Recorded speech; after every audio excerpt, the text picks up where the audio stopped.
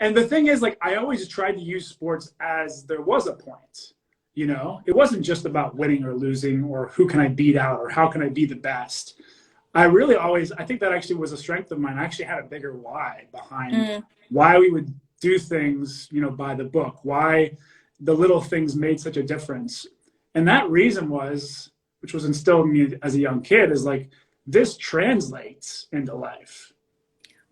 Yeah. This translates. Like, this is, you're living life. The way we do one thing is the way we do most things.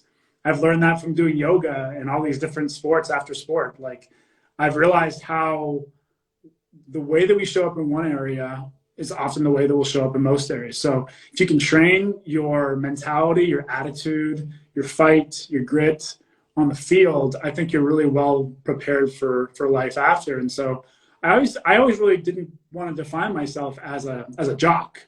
You know, I wanted to be more than a jock. I wanted my jockness to fuel my life, right? Mm-hmm.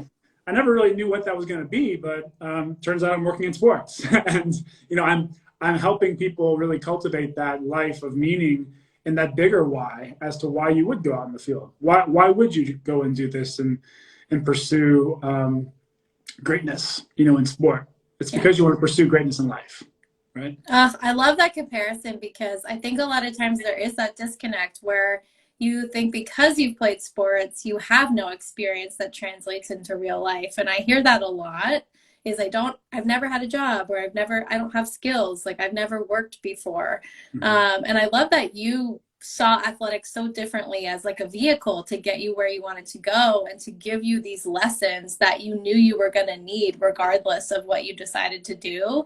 And I think we should all look at sports that way.